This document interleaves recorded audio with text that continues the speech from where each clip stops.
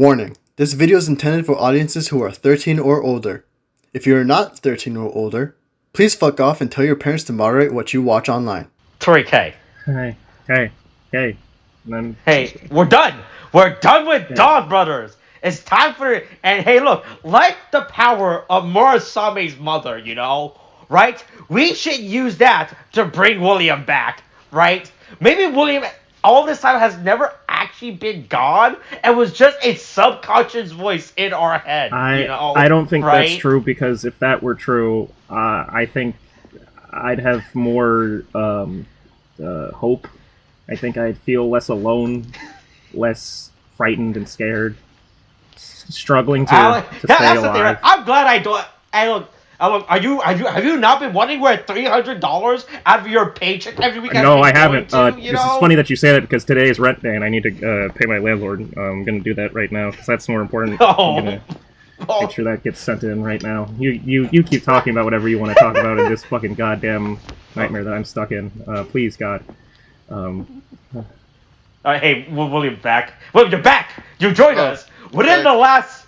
Since you've been gone, you have been in the background. I could breathe. In the background, you have been secretly been watching every episode of Donbrothers that you missed in preparation for this series review that we are definitely not recording right after we recorded Donbrothers episode 50. You know, right? Yeah, So I know this is a lot to take in right now, man. There's so much going on. There's you talking, and then there's this. I had plans for my life. Austin, I don't know what to do with this. I have 22, 24, 5 weeks of my life that are just gone, that I'll never get back. I mean, I could always make it to 27. I'll fucking slit your throat and leave you in a goddamn dirty creek. Look, Tariq, William, Tariq does know where you live. You know, keep that in. I moved. Oh, hold on. Okay, hold on. Tariq knows David, who knows where you live. He hasn't been here. Hey, William, that doesn't matter. I'll just figure it out. I know the general area where you are, and I just have to start knocking on doors, okay? Start. I just gotta buy a long duster, like do some real sleuthing. Just put on my Dick Tracy outfit and just go around and start knocking on doors and stirring things up until I find my guy. Oh, well, all right. Are you gonna talk in that stupid 40s film noir? Yeah, I was looking for the dame. Right? She was going out there and she was sucking dick for crack. So I went around trying to make sure I could get that crack mouth to talk for me. Jeez, all right. I knew my perp liked to get his dick sucked for crack, so I knew the perfect dame to go asking about him. This is the strangest noir. No, the strangest noir I've ever been in is fucking Donbrothers, okay? And I say noir because it was dark. It was a dark period in my life that I'll never get back. I truly, okay, William, let's take a second to talk about this. Real talk for a sec. Alright, so, when you left, right, to go get milk and never come back, right? You never went back to touch the Donbrothers, right? You stayed away from it. You don't know. Austin told you the final bit about it, but how much do you know about how the rest of the series went?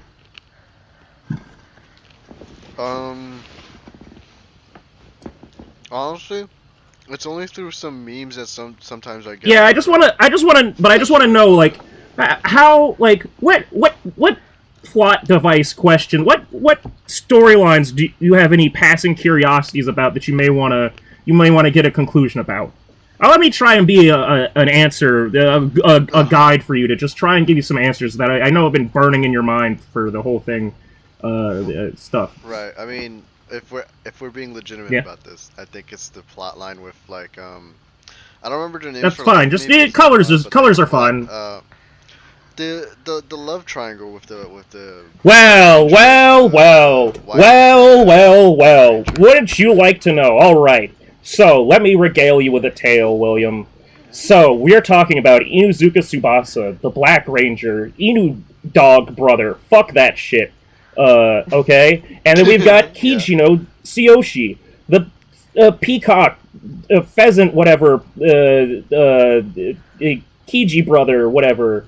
Right? Yeah, and they're both begging the same woman, except they're not, because it turns out that Kijino was married to the bestial version of Inuzuka's wife / fiance, and that's the whole thing, is that she's actually a bestial, because the bestials take the person that they copy and they take them to the mystical forest to let them get sucked off in their seed pods, to keep them safe for the rest of the time until their host body dies, but until then they get to continue being that person for as long as they want. It's real fucked up.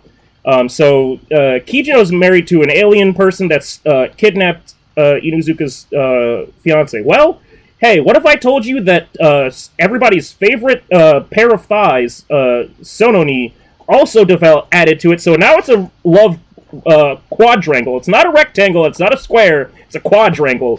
I remember. And so so she's really trying to just beat on his meat, right? And she teaches him, hey, if you take Murasame, the fucking stupid purple sword whose mommy isn't real, and you use it to fight the bestial, you'll kill the bestial and you'll free your girlfriend. And then right when Inuzuka's about to do that, she goes, oh shit, that was just a prank, bro, I was kidding. Lol, JK, I only did that because I really wanted to bang you. I don't want you to actually wind up killing your girlfriend. And so he went, what the fuck, bitch? That's fucking insane. And rightfully so went, fuck off, and ran away and was like, fuck off. And then she eats shit on the stairs, and just fucking... Oh yeah, Sonoi actually she canonically dies from falling down the stairs. But luckily, Inuzuka has so many points. So you remember those points? The point system that was introduced? Yeah, and that is almost never brought up in the fucking show. Yeah, so then, oh god, I just remembered that. By the way, it is never brought up. I just remembered that fucking. We never addressed the fucking goddamn Zenkaidra of it all. So, why is Zenkaidra there? We never explained that. They never explained.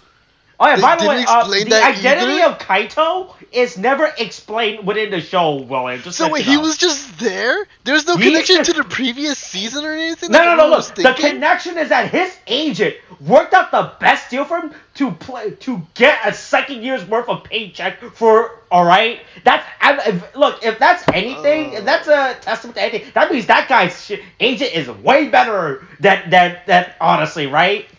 If you think about it, right? The dude's... I've got to imagine that he probably is, like, blackmailing them or something, or I don't know what, but, like, that's a fucking insane thing. Alright, oh yeah, by the way, so... Alright, okay, let me finish, yeah, okay, so... Yeah, and then I'll go So, anyway, Kaito appears... So we're gonna take this in bits, alright? Kaito appears at the end of at the bottom of the stairs, where Inuzuka's holding Sononi's lifeless body. It's like, hey, your Demon Buster card. You want to run your tokens to bring this bitch back to life? You'll use up pretty much all of your tokens, and that might have some consequences down the road, monkey's paw style, but you can use them to save her. And he's like, what the fuck are tokens? Because he's never, at this point, had any mention of the point system before this, so he's never known that he could do it. This is his first time. As a woman is dying in his arms while it is snowing. He's like... points, tokens. You mean I had all these McDonald's McDonald's dollars this whole time? What?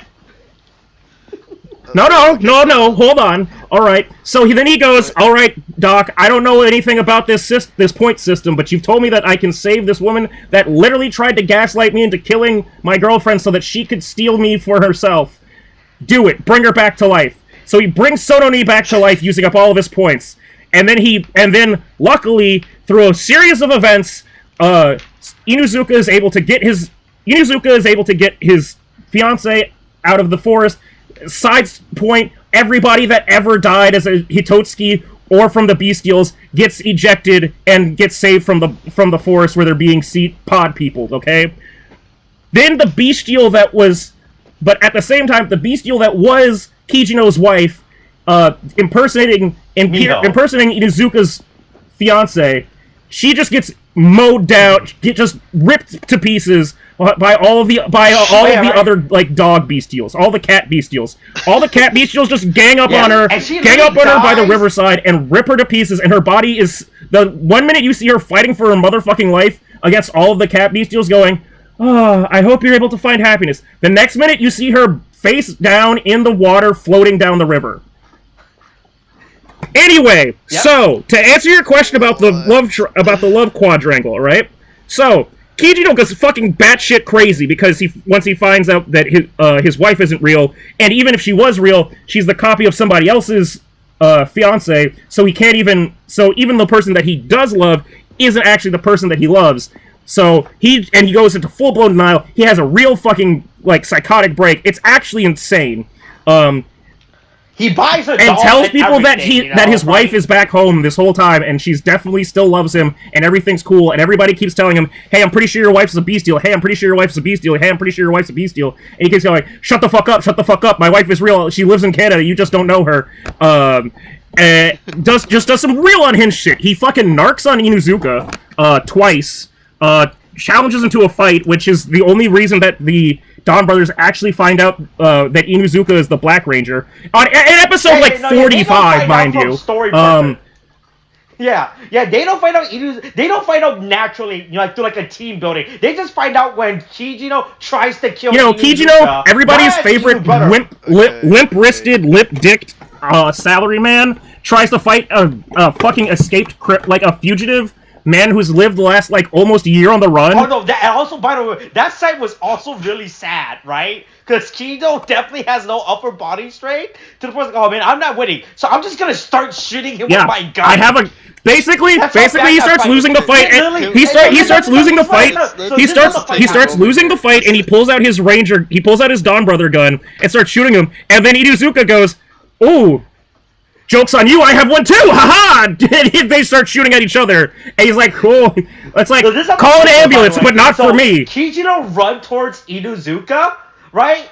And Inuzuka trips him, and he's like, "Damn, I'm losing. Better start pulling out my gun." That's actually how the fight goes, by the way. Wait. I need to know this. What episode does I think the arc of that... Okay, so what episode does the initial... Okay, I'll say this. The episode where Miho reveals to where the bestial.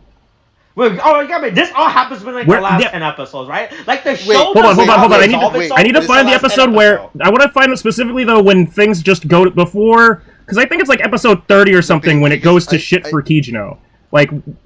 No, because I need to legit know when do they find out what episode do they find out that he is the Black Ranger? When did they find out that he's the Black Ranger? Oh, easily 44. I found it. Episode 44. Episode 44 out of 50. How is it? Oh yeah.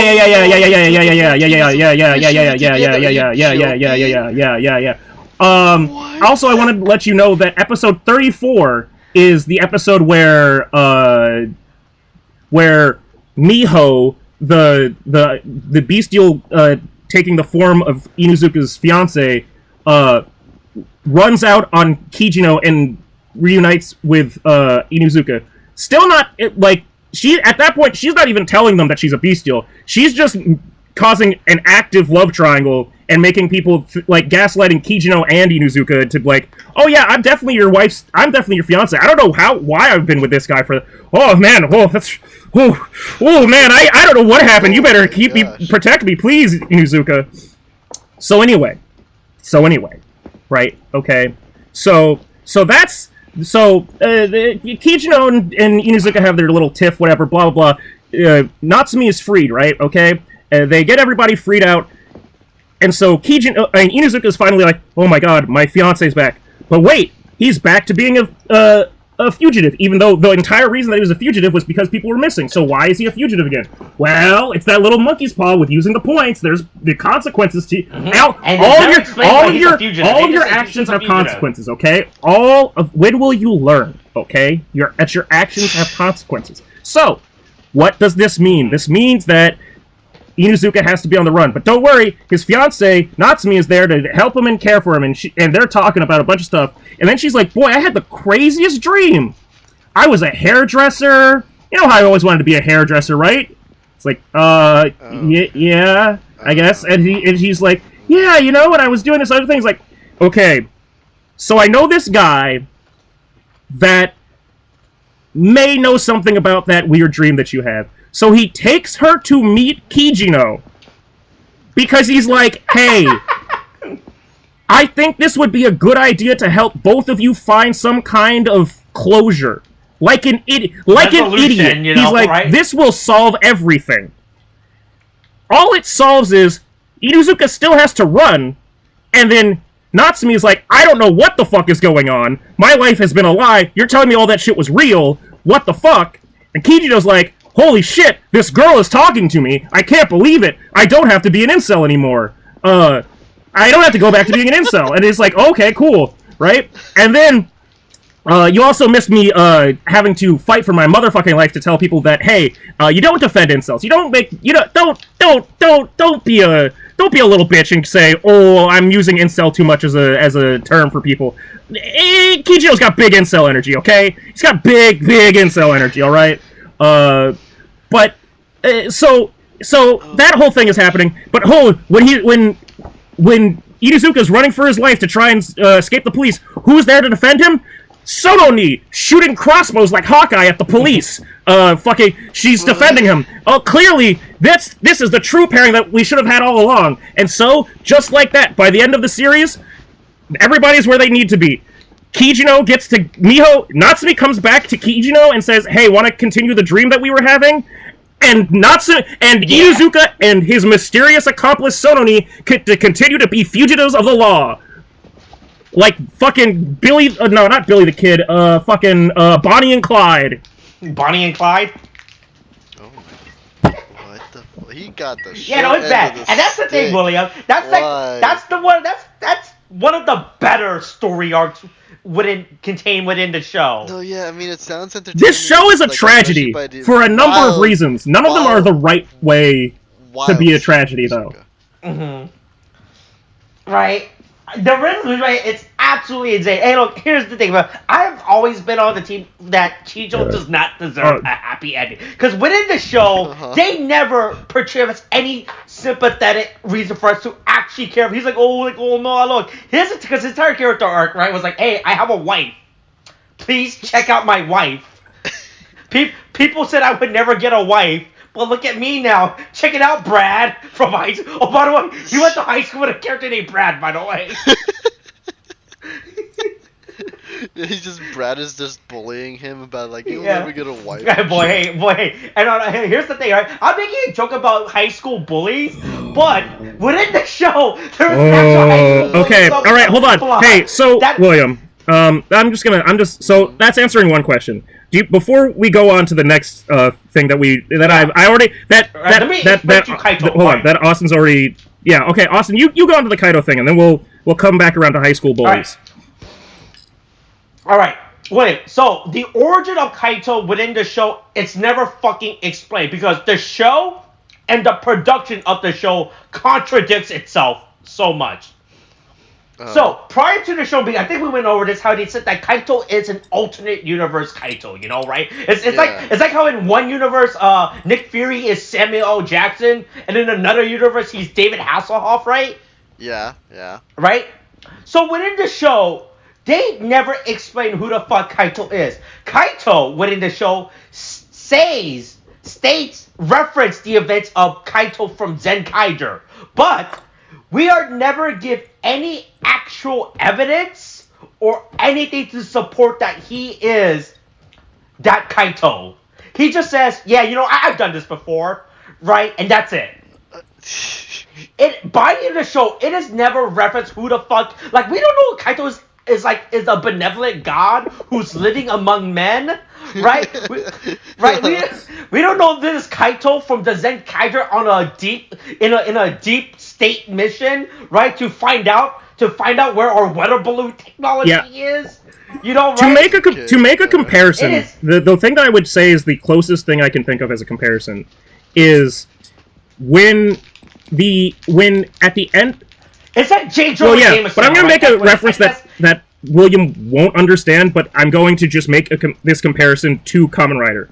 In Kamen Rider Zeo, which was the legacy anniversary season that came out 4 years ago now at this point, that was to close up the Heisei era of Kamen Rider. When they brought in Decade, right, as the previous legacy Kamen Rider, because that was the whole thing, was going back to previous seasons of Kamen Rider and inexplicably interconnecting these worlds, not in the way that Revice did, but in a way that actually makes pseudo sense. So all of that happens, but it's not but it'd be like if Decade showed up and then just never said, I'm Kamen Rider Decade. I'm just a guy that looks like Decade, transforms into a color swap palette of Decade, does all the same stuff as Decade, but I promise you I'm not Decade. No, at least in Zeo, they actually had the balls to say, no, I mean, I'm Kamen Rider Decade. That's who I am. I'm here. In fact, I'm so here, I'm stealing your show. I'm stealing this entire show from you. Yeah. Okay. It's very bad. The Kaito, by the end of the show, literally the only thing within the show that we learn about Kaito is that he is called the true hero. Yeah. And that's it. A character called the true hero. Jin knows him as the true hero.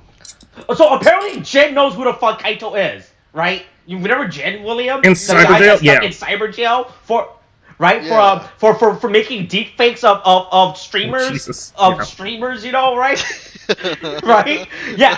So apparently Jin knows who the fuck Kaito is, but Jin or the show never. Jin makes a one-off comment, and that's it. He just says, "True Kaito, it's you, the true hero."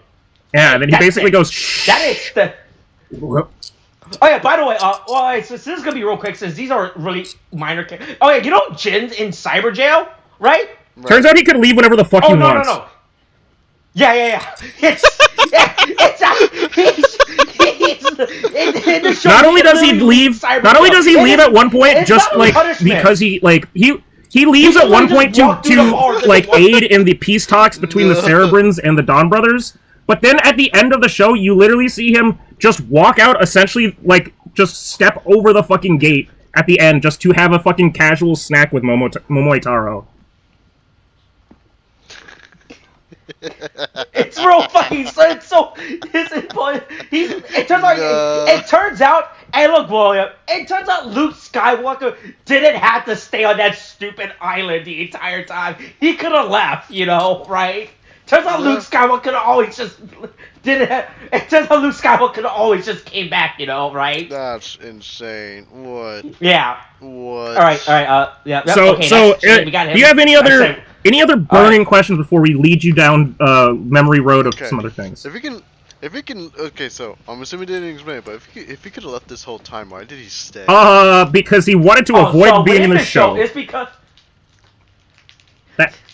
so his job was supposed to wait until someone have their character growth before, because he was supposed to be a watcher.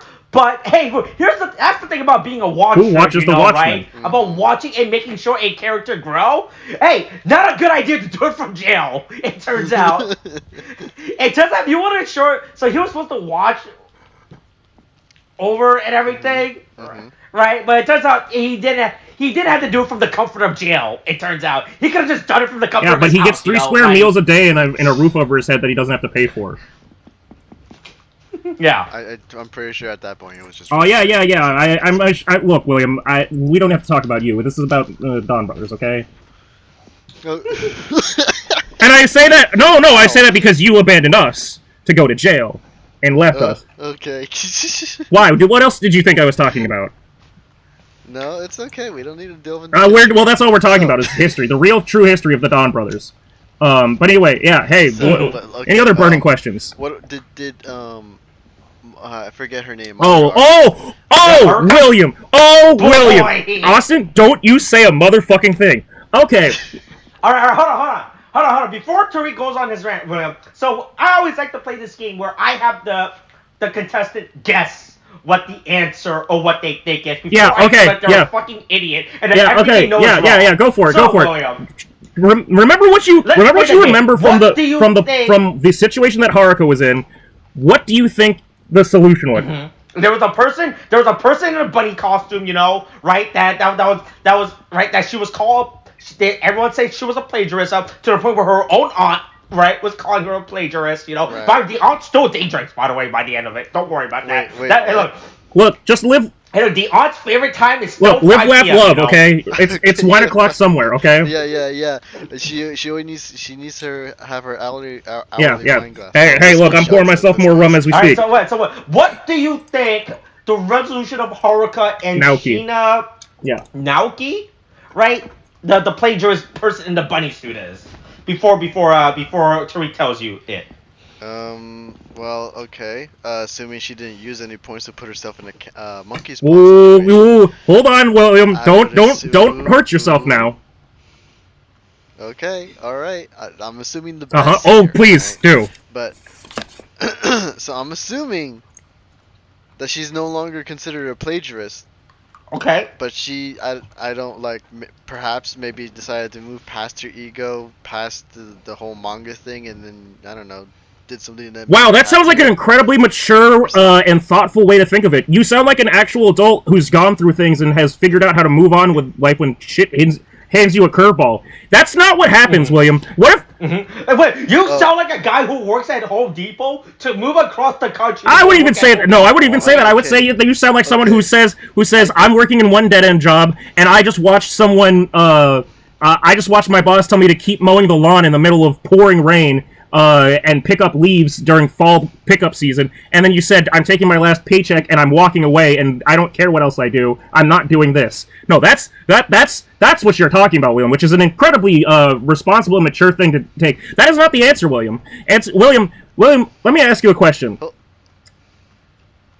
To borrow from Dragon Ball Z Abridged, what do you know about multiverse theory?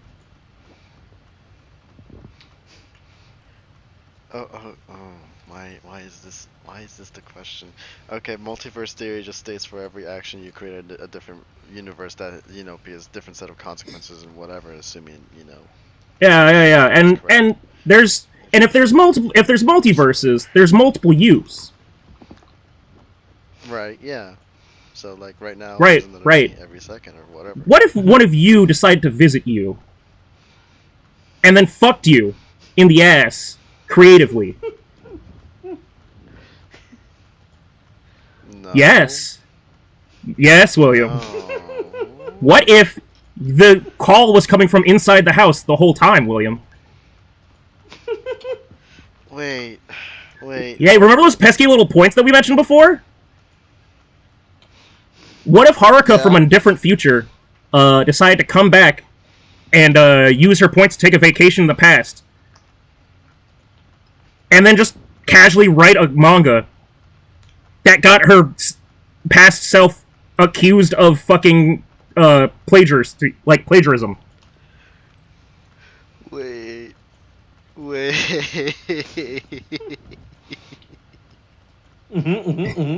You're telling me her future self. Oh yeah. And basically yeah. Not only that. Hold on. Not only that. Just again, questioning about what episode did that happen. I'm just gonna go right back to the list of episodes. So she's accused of plagiarism in episode 1, if I'm correct, right? Because I didn't fucking watch that episode because I was still free of this curse. But let me just look through. Yep, there we go. All right. Can you guess what episode this is all revealed in? Because it's only revealed in one total episode. Shit, and from what I remember, you said it was the last 10. I don't know. You're exactly right, William! Ding, ding, ding! Episode 43! Oh my god! Wait, I'll let you know. Wait, this is how you can actually watch the show. You can watch episode 26, right? Because episode 26 was a little recap of everything up until that point. Completely invalidating episode 1 through 25 because of that. The fact that you have to make an actual Unlike this week's episode of Geats, which is a recap episode that actually adds to the plot line. Yeah. Right, so here, but write this down. Write down episode of Donbrothers to watch, alright? Alright, I'm gonna tell you the episodes to watch right now. Episode 26, okay? Okay. Episode 26. Episode 42. Unless you want to see Sononi in a Santa costume, then you watch episode 41. Oh, yeah, alright. You want to see in a short skirt Santa costume, then you watch episode 41. Add it to the list. Alright, so you so you put 41 F first, alright? Yeah. 42, okay. 42, 43, 44, okay, 45, okay, 46, alright, 47, okay, 48, alright, 49, and 50. You could literally only watch those episodes and you will have the Donbrothers plot story. 12 episodes. Yeah. I think that's about right. I think that's about right. Yeah. What? Yeah. Okay. All right. So. So that's the Haruka situation. I also do remember. Okay, so hold on. Also in the future, she's dating Shinichi. So which is really problematic when you think about how Haruka is a high school student. Right, and Shinichi is like in his 20s, and hey William, that's grooming. Again. Oh, hold on. I need to remember who is she. He's the man with no discernible job other than giving people poems for food. Oh yeah, and he eats imaginary food. Yeah, okay. You see, that's how I remember him. No, he eats real food by the end of the show. They get together. He still doesn't have real money. He still says, "Hey, I don't know." So he'll go out to lunch with you, like, "Hey, I'll pay you back." You know? Okay. Hey, cover for me, and I'll pay you back. Okay. First of all, I did have another question, but then we were getting into the other thing. But the thing is, with the way Haruka, right, was with like Momoi, like I thought something was gonna happen. No. Well, once again, I'm gonna refer to the fact that Haruka is a high school student. Okay, but we're talking about okay, chill out. We get it. But this is future her. This is future her. You're the one asking these questions, you know. But we're talking about future her, okay? Where it's perfectly fine. Okay. Here's the thing, William. Here's the thing. This is the comparison I made it to. Which this is what set me off on the whole thing of people making. Someone made an offhand comment in a thing, and I went and I just I went a little bit. I tore a little bit into their asses. Okay. Okay. Yeah. I have an age gap with Molly, right, of about 5 years, right? That's one thing. But we met each other when we were both in college and had never met before, right? She was working, I was working. We're both adults in the same phase of life. Shinichi is a grown-ass man with no job hanging out with a high school girl, and he's gonna just go out with her / marry her once she gets out of high school. Now, I understand that we live in a world where there was that fucking whatever show where, a kindergartner girl kept trying to fuck her older teacher.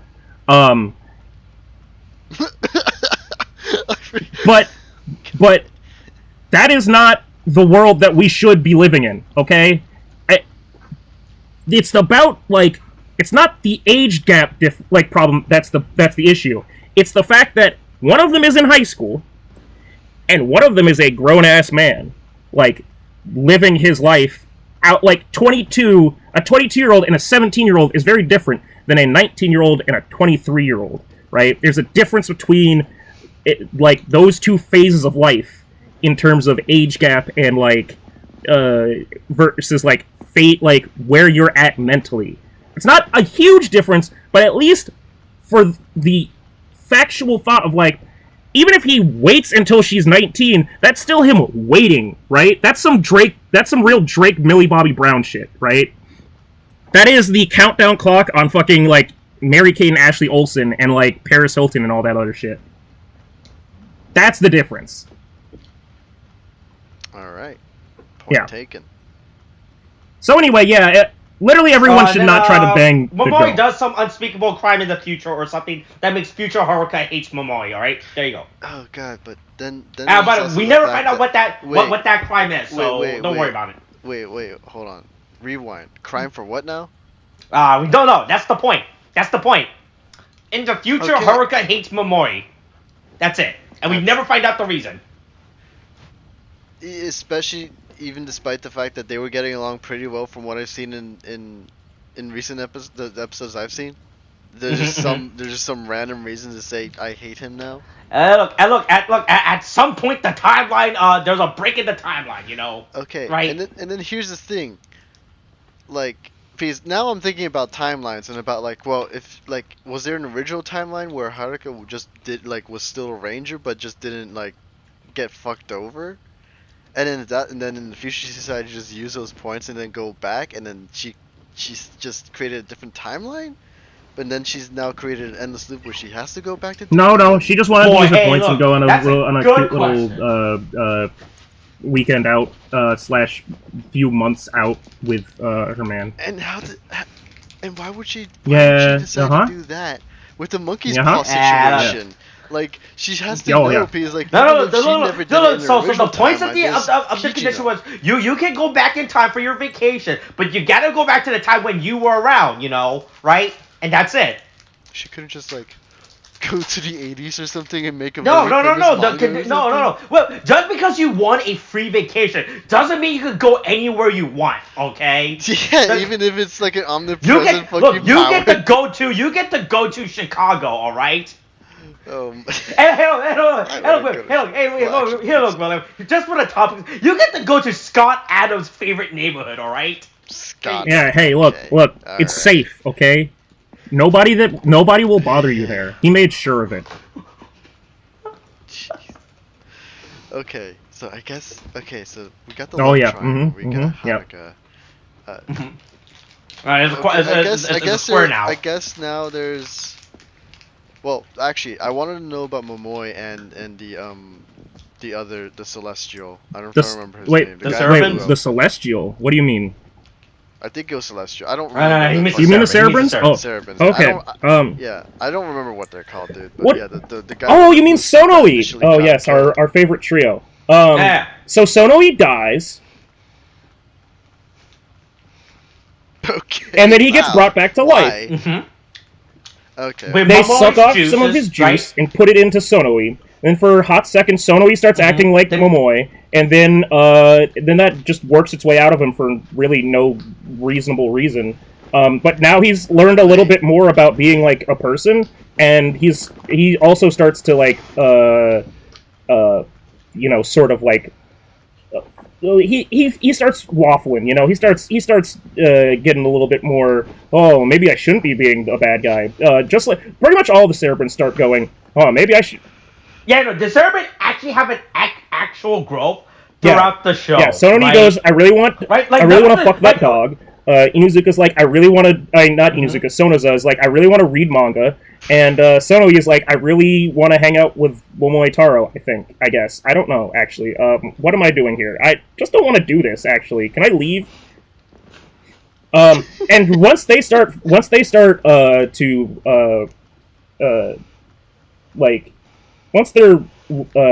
fealty starts to waver, William, what do you think happens? What do you think happens to them?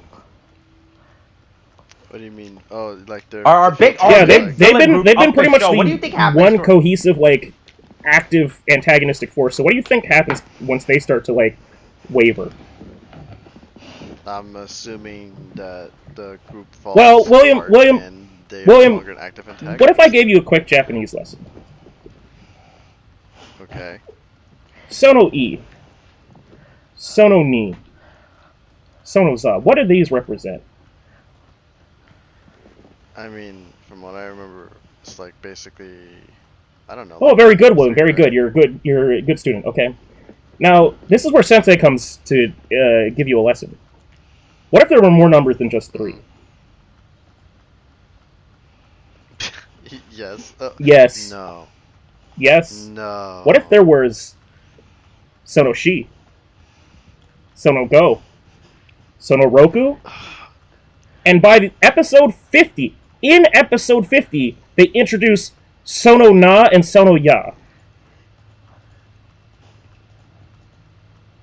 as the final villains. What? We promise this time. We promise this is the last. We promise these are the real villains. We promise we won't do this again. You couldn't just have like some amicable resolution. There is no amicable in this series. Or if not, have one final showdown and make it a tragedy. Oh, there's a tragedy. Oh, William, best believe there's a tragedy here. Here. Adding the rest. What's with the rest of the Cerebrans just coming out the woodwork like that, man? Why? And they don't even show up for that long, do they? No, they show up for one episode. They only show up for Sonoshi shows up. Sonoshi shows up one episode, disappears for like 4 episodes after being introduced, and then comes back with Sonogo and Sonoroku, right? And then they're the final villain, right? Because they come in, they write that our original 3 servers, hey, you guys are not very good at your jobs. We are actually kicking you out and changing the door and changing the locks and everything, you know, right? And then they do such a bad job that within the actual little last episodes, their replacement comes in of Sono Ya and Sono Ya and Sono Na. No, comes in and said, "No, we are the new final villains now," right? Yeah, that's what happens. Okay, I guess so. Okay, I guess the other thing now. Shit, I did. Yeah, this show will fuck you up. Did Momoi have his resolution with, like, you know, companionship? Oh yeah. Momoi gets his he creates all the bonds that he could ever want. And then the last episode, he forgets all of them. Hey, look. Piece by piece, slowly and agonizingly, you watch as Momoi, like an old man going through hospice care, falls apart. Yeah, but you watch the adventure happen in real time. Basically, is what goes on. Right, because he made too many bonds, you know, right? Look, it's like when you download too many videos, right? And then your computer starts running out of memory, and then your computer tells you, like, hey, better start deleting stuff.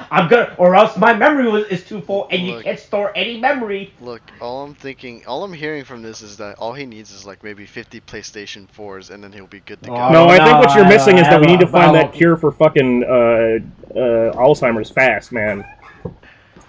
So what? So then what? Does he like? I guess I'll create. Oh no! They all have tearful goodbyes with him. He makes sure to check on everybody as he's slowly losing his memory. They literally have and then they decide to fight Sono Ya and Sono Na. And he does a big ass kamikaze attack, and then he dies in a burning flame of glory. No. Oh well, yeah, he does come back at the end as just a guy who has no memory. But I mean, he does. Yeah, as a new he fundamentally has no memory of anything that fucking happened. So he was literally my friends are my power dies, and then basically it goes, oh, I don't. Yeah. And somehow from what you told me earlier, somehow Haruka just hates him. Yeah, who knows? Because like.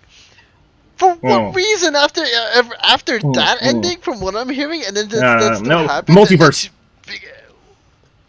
Multiverse. Yeah, sure, multiverse, whatever. Oh my god, dude, I don't. What? Okay. Yeah. What was the other plot point? Oh yeah. Wait, hold on. Sorry. Before we get to that, that man's entire life is a lie. But the real thing is, you should know. We forgot to mention the entire backstory between Sonoshi and the original Cerebran trio. We brought it up earlier. Sonoshi, who is canonically, at least the actor is supposedly is gender neutral, which that's fine. So they were just the bully of all 3 of the Cerebran trio, in high school. in high school. In Cerebran High School. So this is not addressed within the show itself. I have to go once again, like everything in Donbrothers. In order for me to find the fucking answer to the show, I had to go on the production read the production note on the websites to find this shit out. So apparently, within the production note, Sonoshi was a high school bully to our three Cerebrans. Well, no, I'm not saying this figuratively, right? I mean this literally within the lore context of the show. Our three Cerebrans went to Cerebran High School, where Sonoshi was, I'm going to say probably like an upperclassman or some shit, right? Right? There's no way Sonoshi was in the same grade level as Sonoi, right? I'm going to say, right? So Sonoshi was like the upper, who actually bullied them. To the point where they all have traumatic experience when Sonoshi showed up. What the hell? That is the actual in-universe explanation of why our three Cerebran hate Sonoshi. They didn't hate Sonoshi because Sonoshi was their boss or anything, no. They hate Sonoshi because Sonoshi was their high school bully who told them that they were nerds. Essentially, yeah. This is an actual in-universe explanation of that character relationship. Oh my god, dude. What? Yeah. It's real fucking... It's actually fucking insane when I found out, when I read the production note. They don't even explain that. Wow. And it's not explaining the show. All the show is that the server just says, oh man, we just hate... Man, why is Sonoshi so mean to us? You know? Oh my gosh. Alright. Okay. Alright, you want to talk about Jiro now, William? Yeah, Don Momoi Jiro, the second son of the Momoi clan. Alright. Hey, Alright, William, so, hey, we're gonna play the game again, alright? What? No, the gold, what? no, the gold, he's not, because that was the whole thing. Right, it was he's Jiro, like, the second son. Like, that's the Taro versus Jiro. It's a whole thing. Like, that's the Japanese wordplay, like always. Okay. Right, so as we're with Jiro has two personality, right?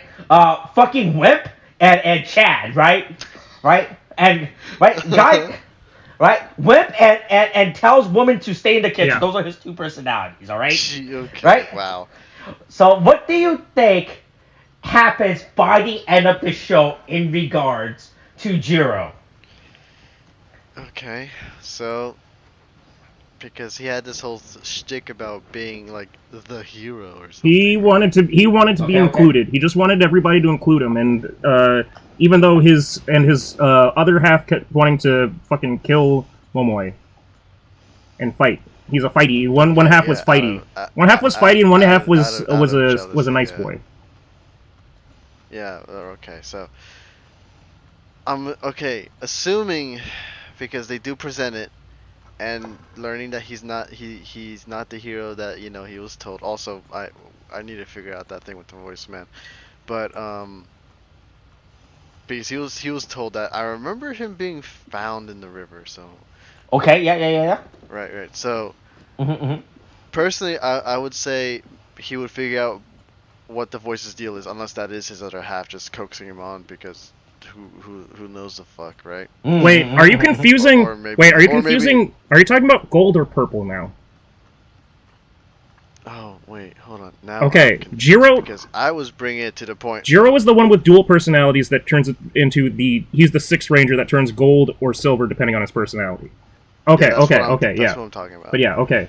Oh no, yeah, you didn't see the episode when. We don't. It was like before 26 BC. Before Curse, absolutely, yes. So, before the Curse started. Yeah, before Curse, yeah. So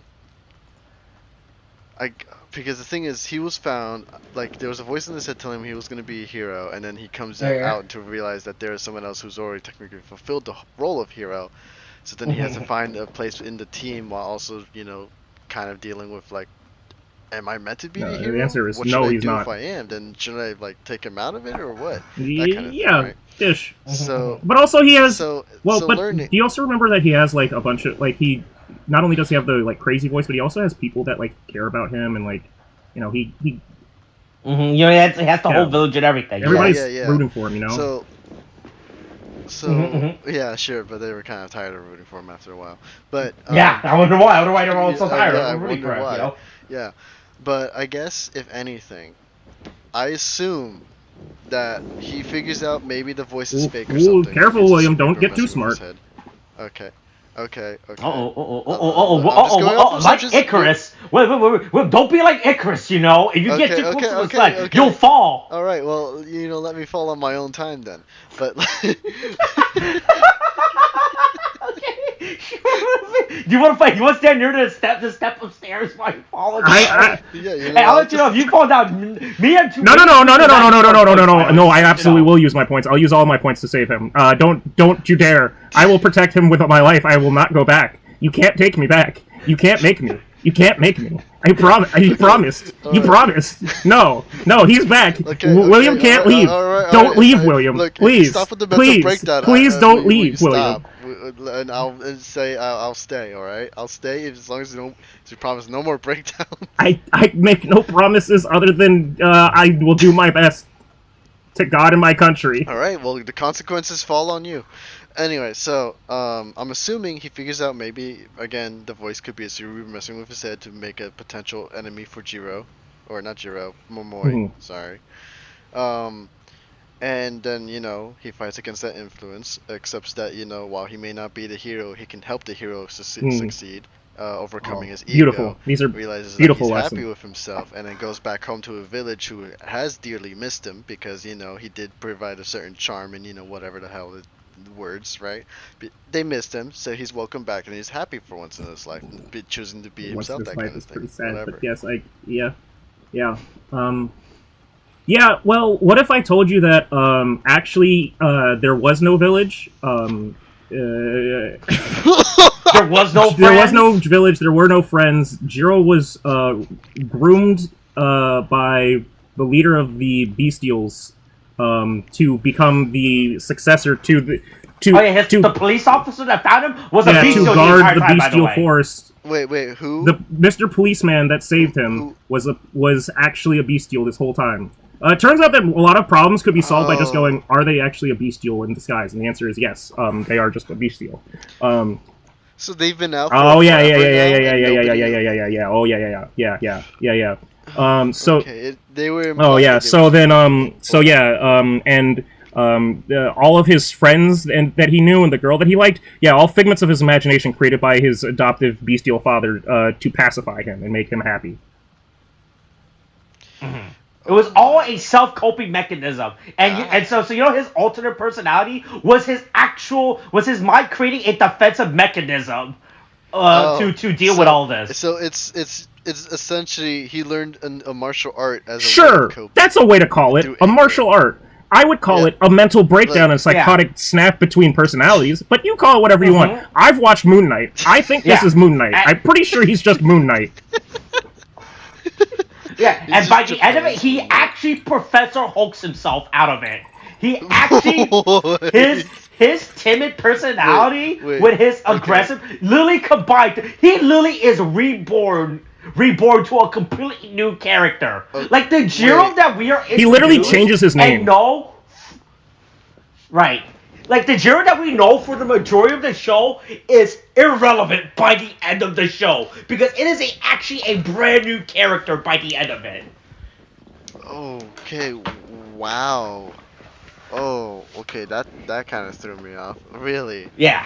And then... Yeah, it's real funny, right? Because when he Professor Hulks himself, he slicks his hair back and says, I am a new me. He changes his name, too. He stops calling himself... He's now Momotani Jiro. Which is, again, some Japanese shit. So, I kind of did assume, because the way you said, I had the train of thought. Something about fucking Jiro... No, I'm sorry. We'll move back to this. I legit lost my train of thought on that. Okay. So Jiro just got completely gaslit for his entire life. Mm-hmm, yeah. And the worst part is... Well, once again, this goes back to the fact that I go on the website's production and read the production note.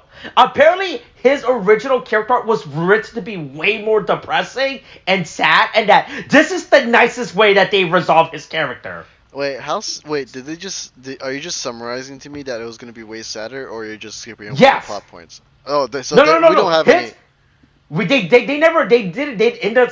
didn't state what the original end goal, the original character ending, but like for what they told us, that the fact that his life has been a lie and all of his friends were made up is the nicest ending we gave to him. And I was like, what the fuck, Jesus. Dude, I think the ending that I just described at my guess is a lot better than that. No, look. Apparently, this is the nicest ending that they gave this character. It could have been worse. Remember, William, it could always be worse. Yeah, somehow. Yeah. Oh, all right. So that's Momoi Jiro. I guess Shinichi. Here is our segment on Shinichi. Yeah. Worthless.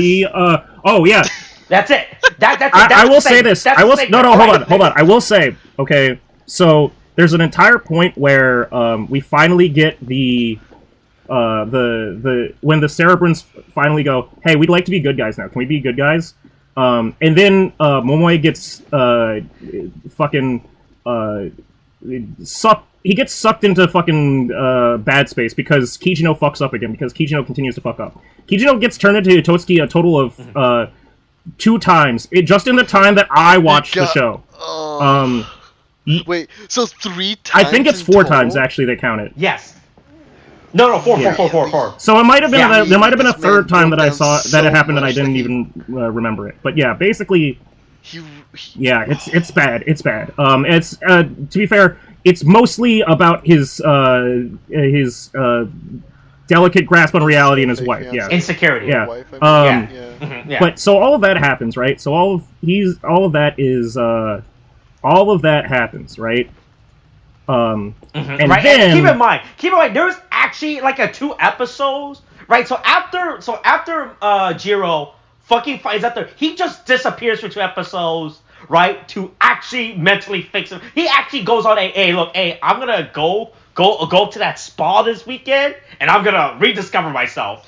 Wait, okay, hold on. So literally for 2 when he literally Professor Hulked himself, are you saying that his development was done off screen? They flash to him, but it's him sitting. It's basically him doing the Naruto thing where he's sat on a park bench. So after his he find out, every time we cut to him for like the next 2 episodes, he just sits in the village fire. He literally he's Shinji in the fucking chair. Every time we see him fight the next 2 episodes. Right? So during this point, so Momoi is out of the episode, out of the equation. Yeah, so we need to figure out a new person to lead the team while we're trying to solve for everything.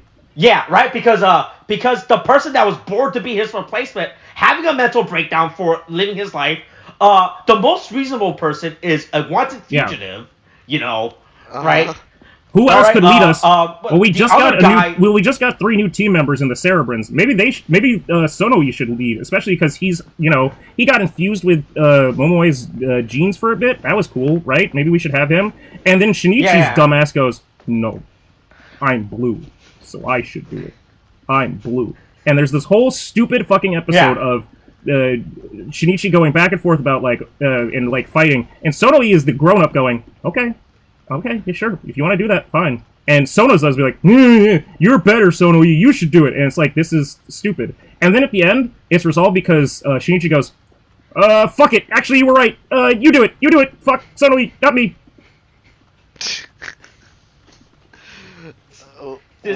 Wow. So it's like with the little kid says, "I want to stay up past my bedtime," and you're like, "You want to? All right. So you want to stay up." So if you want to stay up and watch television, go ahead. If you want to stay up all night, go ahead. And then it is 12:14, and he is passed out. Okay, wow. Okay. Or 10 or 8:14, whatever the fuck. Wow, that okay. Right? Yeah. Wow. Okay, Yeah. Shinichi's character throughout the show, extremely irrelevant throughout the main show's program. I think. Boy, I'm looking at our episode. So here's the fun fact. Every character-focused episode for the episode, I always color code them. That's right, a good for call. the Rangers. That's a good call. Right, hey, I wouldn't do that. Right, so I'm looking through the playlist right now, and these are all the times that I try to blue Shinichi, right? So, last episode, 42. That's when him and Sonoi have their little spat, right? Okay. About who's gonna be the leader. And then before that,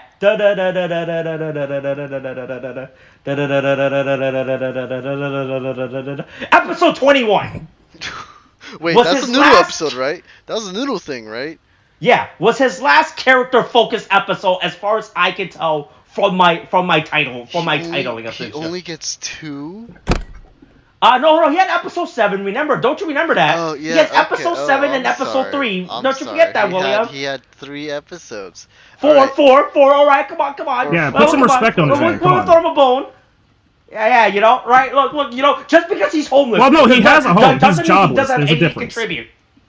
Oh yeah. Just because he didn't bring anything to the potluck doesn't mean he couldn't contribute to it. Right? Look, he's on stage and he's right. He's on stage right now. He's performing. Oh my gosh, dude. Yeah. Shinichi, worthless character by Dr. He could have been written out of the show and probably nothing was gonna change throughout this. You probably could have just had like a 2D, had like a cardboard stand, right? And it would be the exact same thing, right? All right. Last thing here. All right. Any other? Mm-hmm. So, then what happens with the boy with the voice in his head? His mom's not real. Oh yes. Oh yes. Don Murasame. Mom was alive. Your mom was alive the whole time, Shinichi. Yeah. Or Shinji, sorry. Yeah, which I told this to Tariq and I told this to you. Like, once again, this also the fact that these major character plot points have to be reviewed in a fucking production plot site. Absolutely insane. Because Tariq, here's what you didn't notice. So you weren't here for us when me and William did Zenkaiger, right? So Zenkaiger was an anniversary season, right? Yeah, I got that. I got that. Sentai Power. All right. So within the show, there was this stupid bird. In universe, there was a bird who. Yeah, the weird talking bird. I heard about that from William's brain dead self.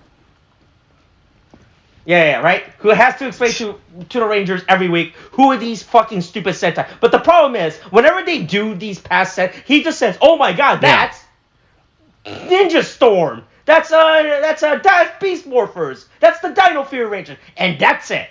He doesn't even make a one sentence anything about their theme. It's not a history lesson. It's just, hey, that's who that is. Yeah. Yeah, right. And then I found out later when I had to go on the production, I had to grab the screenshots because I used the production screenshots that the press release photos that they for the thumbnail and for within the episode for the episode review, right? And I'm just clicking around and I found that on the Zenkaiger production website, there was an in-universe like little blog, like he has his own little live journal where he explains that episode Sentai.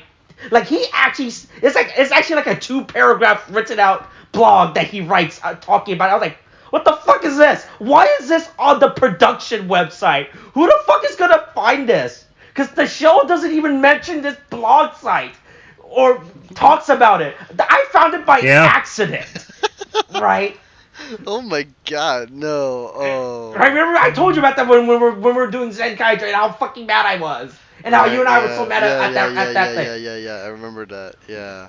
Yeah, so it was the same thing with Donbrothers when I had to go grab all the stupid press release photos for our episodes. I just found these production notes about every episode and how apparently Don Murasame's mother is not an actual character within the show and it's just his subconscious talking to him this entire time because he's insecure about what to do in his life because he doesn't know how to put on his pants by himself. So wait, are you telling me he's just following a voice and it's telling him burn hey, stuff. go burn attack stuff. those guys? Yeah. So Don Murasame is just a character, it turns out, who doesn't know how to make his own decision. And that's it. He doesn't know if he should eat the green beans or eat the Brussels sprouts today. I don't think that's the case, because if he's listening to the voice in his head, he's certainly capable of making decisions. Maybe not the right ones. No, it's his subconscious voice telling him to do it, not himself. Okay, yeah, sure. Real fucking bad about Don Murasame's character. There's a character that's introduced in his biggest fucking waste of some. Also, by the way, in the episode when Haruka meets her future self, Don Murasame from the future comes back to kill her to prevent Judgment Day. By the way. What?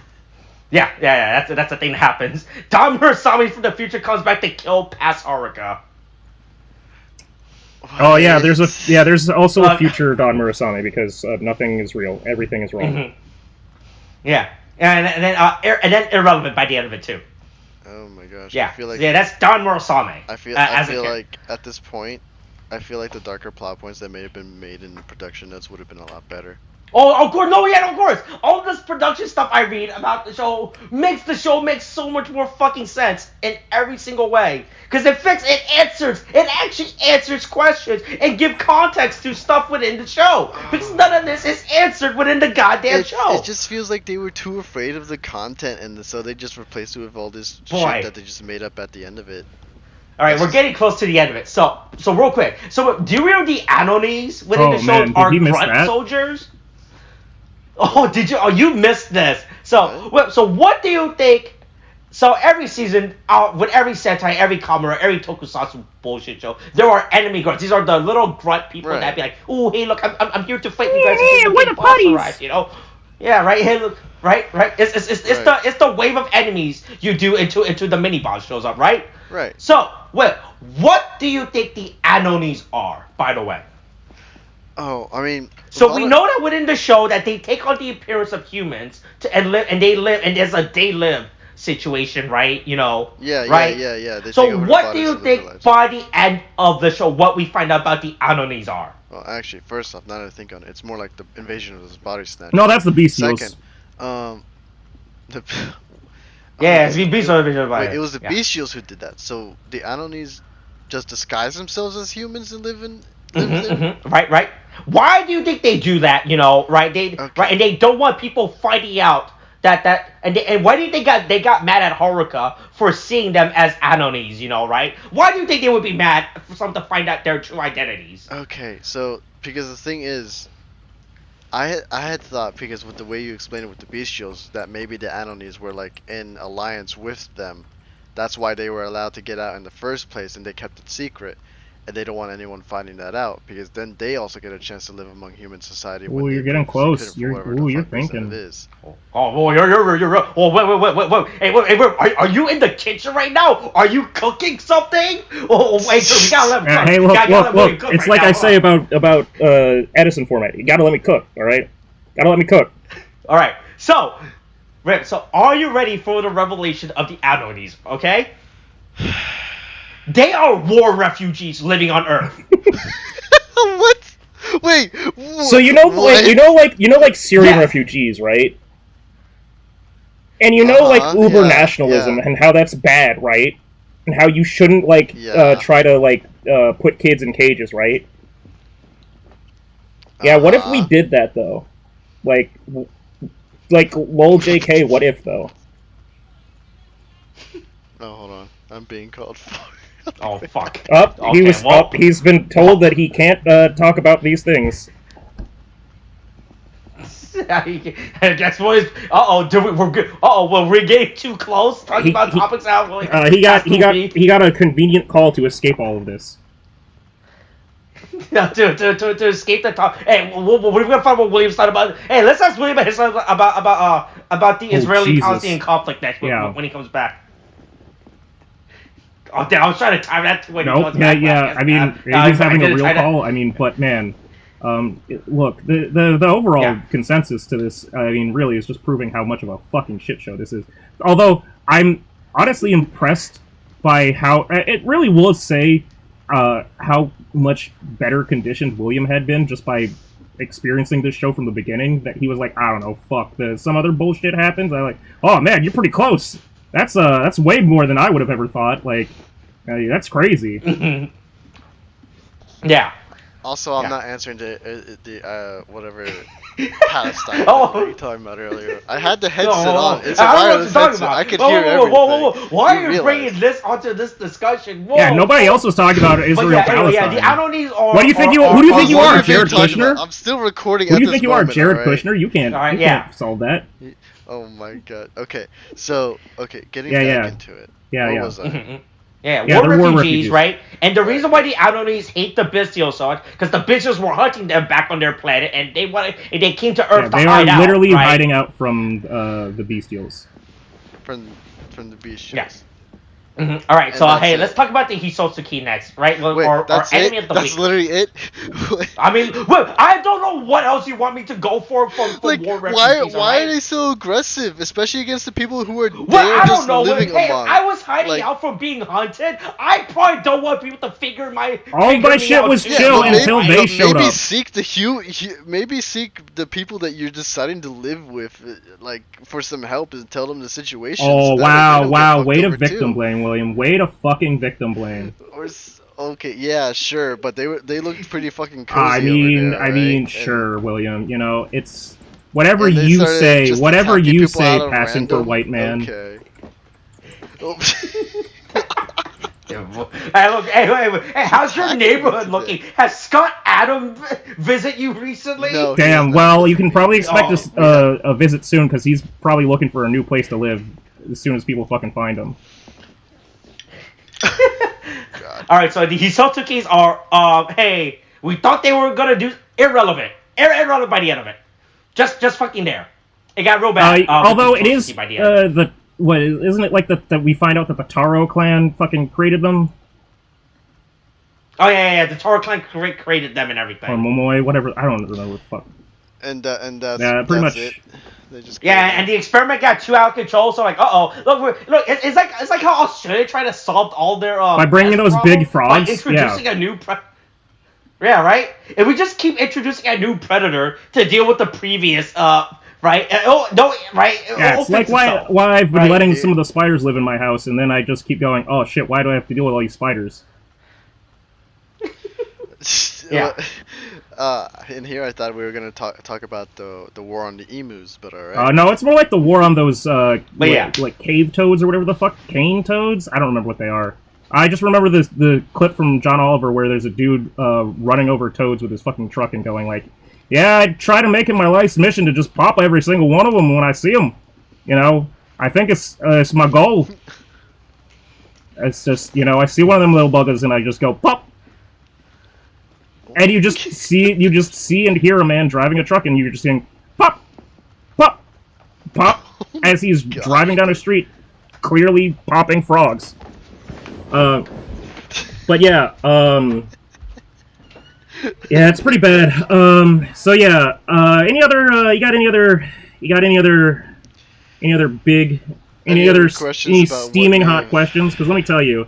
I know far too much about this now, and honestly, it's not even something that I'm mad at you about. It's just like you're really missing on some prime quality trash. Like it's just really bad. It's just really bad. Like, you know. I mean, that's what I'm hearing, because it's just like they had. Oh, I don't know, man. It's like it just sounded like, again, just like this whole. Whatever happened during production, because like the guy who wrote this, or at least did the main storyline, he was known back. Yeah, he was supposed to be good.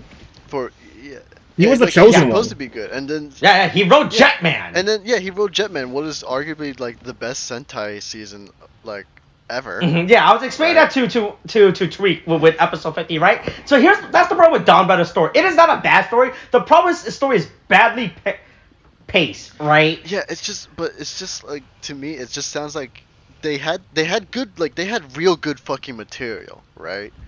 But because of how because of how dark it is, and apparently because they decided to take switch to a lighter tone, because he said that was a thing, in Sentai in general, because it used to be darker, more adult dramatic stories, and then they just changed it over to more kid friendly stuff because of money, probably franchising and money. Right. I mean, it's usually money. But when in doubt, the answer is money. So like they get the guy who basically saved the show, and won't let him save it a second time. Yeah. Mm-hmm. Because they'll take right. Because I was explaining to it, right? Because that's right. That's the thing about the tokusatsu landscape production of Super Sentai, Kamen Rider, Ultraman, all those. It is different than what it was in the 90s now, right? Right. Yeah. Right.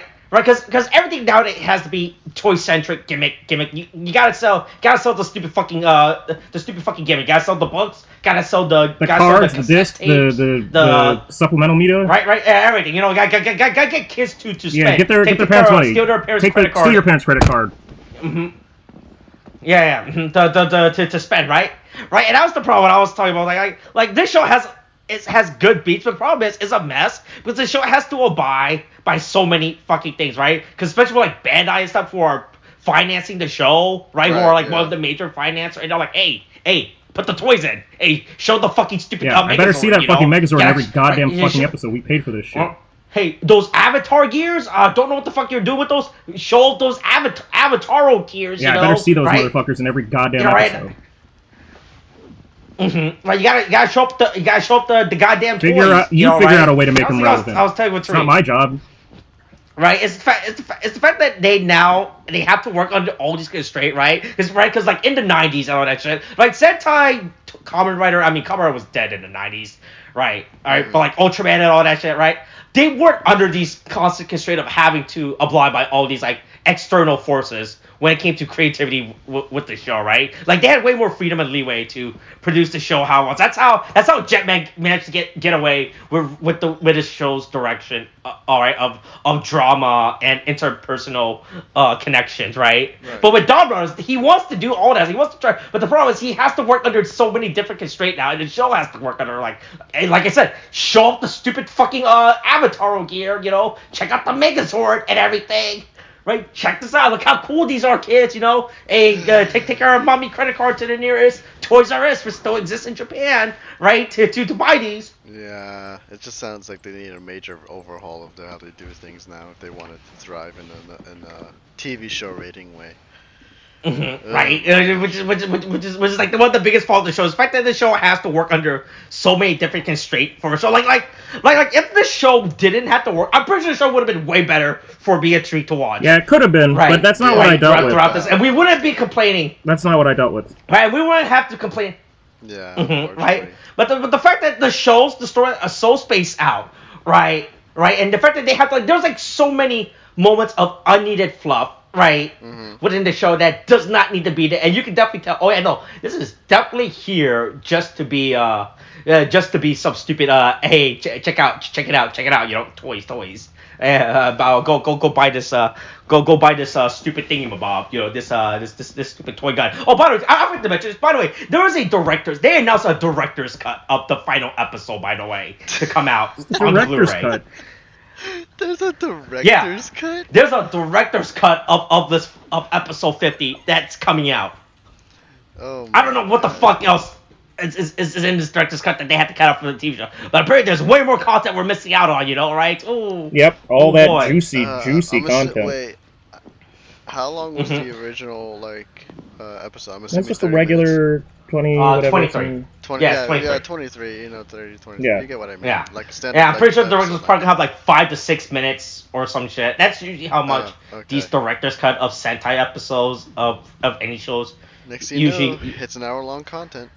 Oh boy, fuck, another hour of There's no reason to ever make anyone have to go through that. I truly feel like this was like a sadistic ploy from somebody to go, yeah, fucking suffer. Yeah, alright, bet. Tell me this is good. And they took that, maybe it was the director, maybe it was the writer. He was like, oh, you think that people are gonna like this drivel? I'll make it bad. And then they went, oh my god, this is the most brilliant fucking thing ever. And he went, oh fuck, no, you were supposed to hate it. You're supposed to hate it. I was trying to use the Velma effect. It was just, oh my god, you really... Hey, I watched every single episode, okay? Every single episode. I've watched every single episode of Velma. I've also watched every single episode out to date of MILF Manor. Okay, I am a man of culture. A man of culture at the bottom of the barrel, just swimming around, rolling around in the dirt with all the other piggies, all the other little filth gremlins. Listen, William, you broke me. You left me alone to my own devices. You decided to watch Donbrothers and the train wreck that it has apparently become in my absence. And because of that, yes, I started.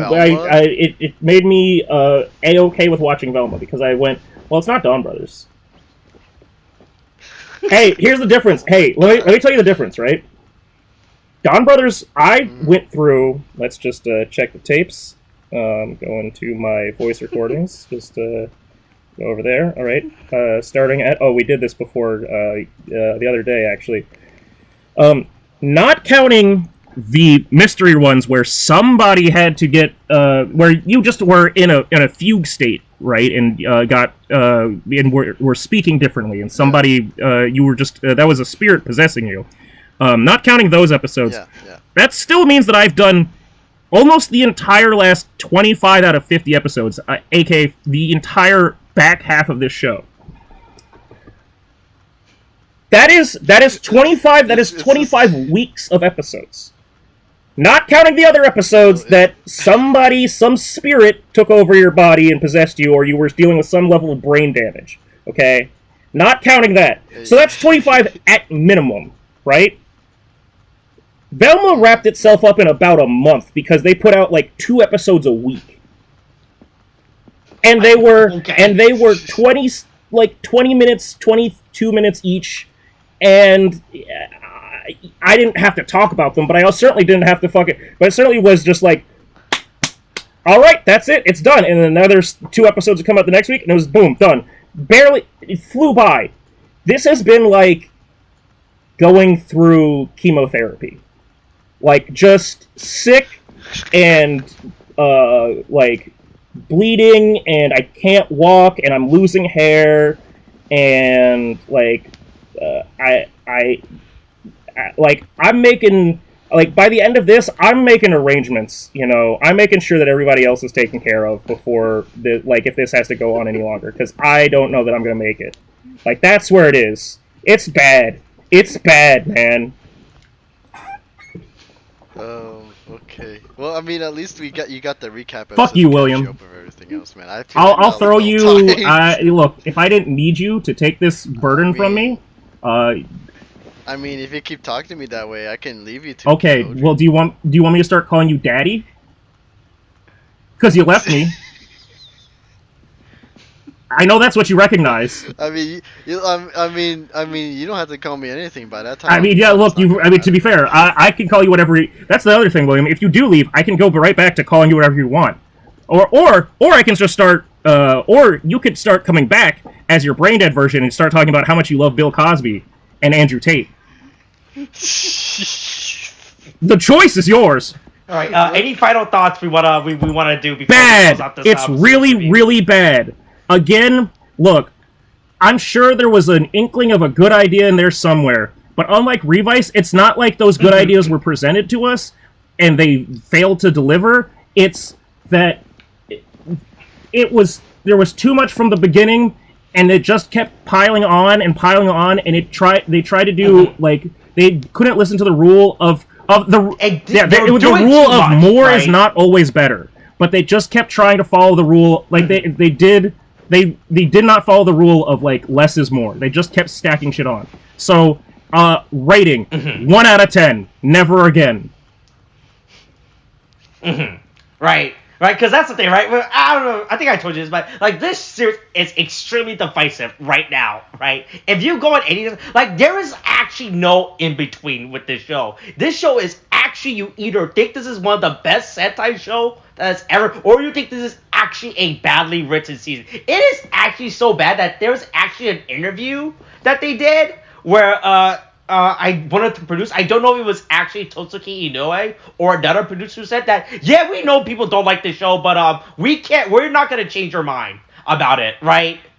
Right? They actually officially stated that. Yeah, we know the show's decisive, but we're not gonna change our mind, right? You can watch it and then judge it by the end of it, but we are not going to we're not gonna pander or backtrack or anything, right? Yeah, I mean, it just sounds like what's out. It sounds right? Like they were trying to pander, and the pandering didn't go well to me. Right? If I were to actually give the show, I would probably give the show a low rate. Does it? I mean, there are good things, but the problem is the way that the show is structured, and due to all the fucking, like I said, behind the scenes bullshit that they have to deal with, I'll be just. I'll give the show 3.5. Bold of you to give it. Bold of you to give it that much of a leeway, but I'll let you have it as a more educated person on the situation. I'll defer to you. Yeah, as a person who actually had to sat through all 50 episodes, you know, right? I'll give it a 3.5, right? Okay.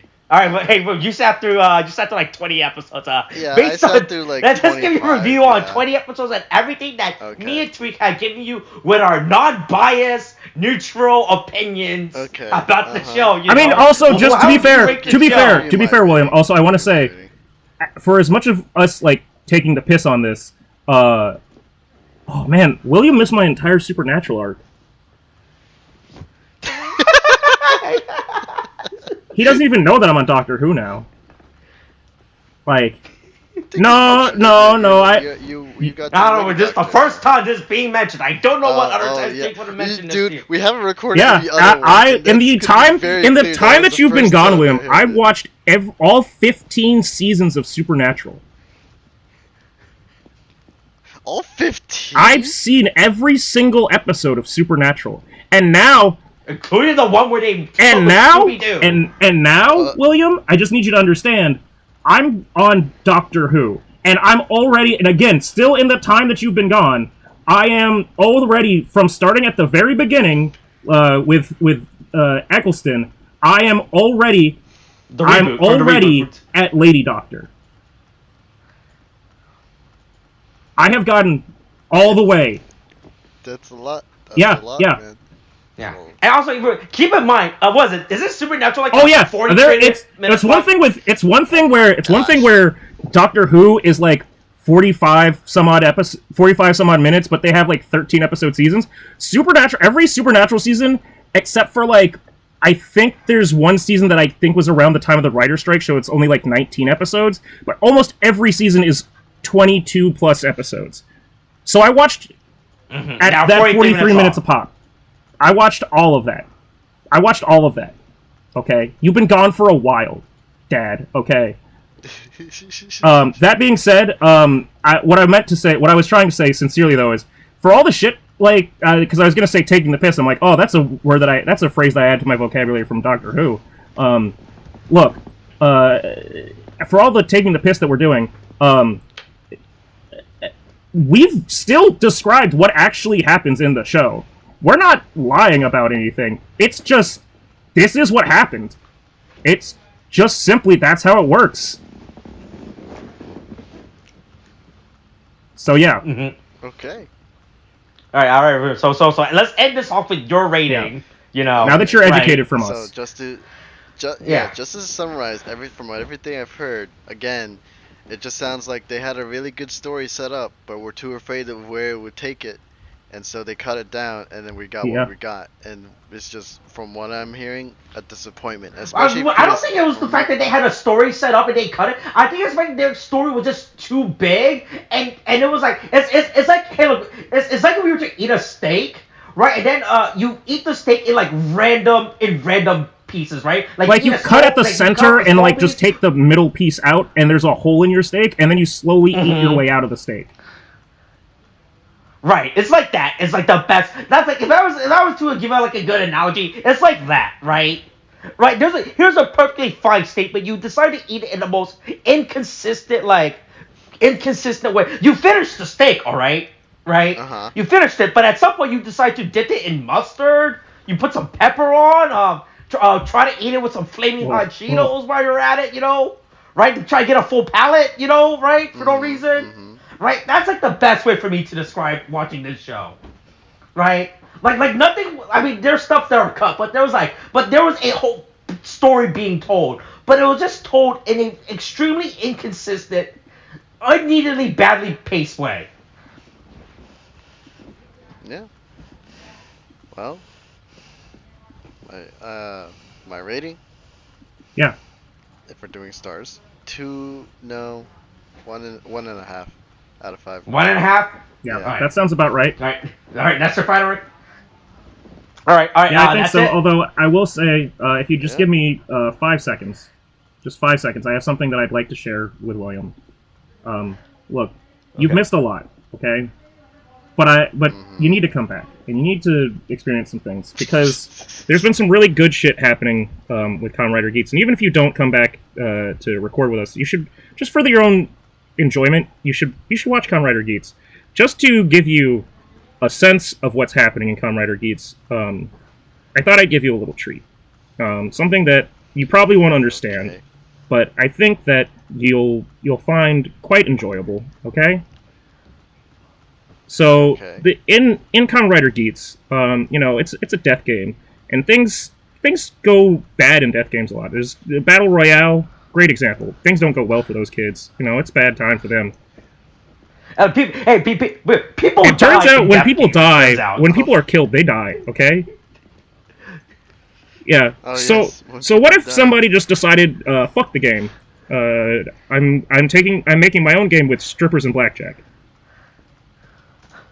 Then you get this, William. Okay. I don't understand any of this right now. It's just elbow. It's just. I'm assuming if I watch. That's the meme for this week. That's my submitted meme for this week of fucking Kamen Rider Geats. That's pretty good. All right. That's how we're ending this with a plug to Kamen Rider Geats. Hey, watch those. Me and Tariq have a fun time recording those. Hey, by the time this video gets aired, I have issued my apology statement, and please do not cancel me. All right, coronavirus is still a thing. Watch us, wear masks, get your shots. Boosters a thing now. Kate, thanks. Bye.